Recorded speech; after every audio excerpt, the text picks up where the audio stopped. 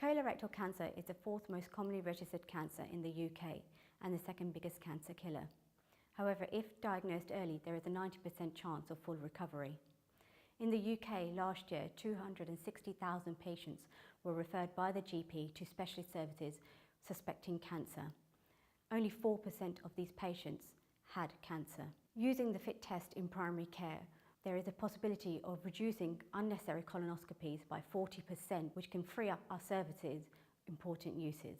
From some of the symptoms that you've told me about, I think it's probably worthwhile that we run a few tests, mainly to make sure that there's nothing sinister going on and nothing going on that's too worrying. Okay. So one of the things I would like to do is some blood tests, so mainly to check your blood count. So make sure that you've not become anemic. So we'll do your iron levels and your blood count. So that will be just through a blood test that you can organise here with reception. The other test that I'd like to do is something called a FIT test. It's actually quite a new test. Have you heard of it at all? No, I've not heard of it. So the FIT test stands for Faecal Immunochemical Testing. It's a long word, but essentially it's a stool sample that we send off to the lab. Okay. And it's a really sensitive test for picking up very, very small, minute amounts of blood in your poo. If we do this test and it comes back as negative, it's a really useful test because it pretty much rules out anything nasty going on. If it's positive, it doesn't mean that there's something bad going on. It just means that we probably need to do a few more tests to make sure that it's not something bad. And by way of that, it would most likely be something like a colonoscopy.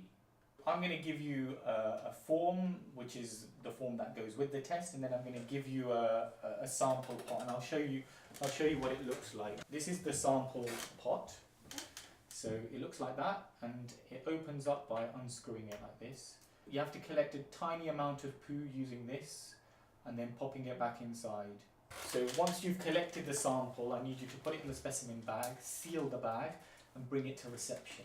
And then we'll send the test off. Okay. Once the test has gone off, within 7 days, I'll get the test results back. Okay. And then, depending on what the results are, we'll either ask you to book a routine appointment so we can talk about the results. But like I said earlier, if it's high or positive, then I'll refer you directly to the colorectal doctors. We've been doing more and more colonoscopies on patients, and the number of patients who are referred for investigation who turn out to have bowel cancer is of the order of 1 in 20. So that does mean that potentially 19 patients are going to be having colonoscopies who don't have cancer. And from a patient perspective, this is a very simple test which will identify whether they're at risk or not. From a GP perspective, it's a much more reliable test. A negative test tells you the patient almost certainly doesn't have bowel cancer. You need to combine it with a blood count. So if you're not anemic and you've got a negative FIT test, the likelihood of having bowel cancer is really small. And that's why it's really good for patients, really useful for primary care.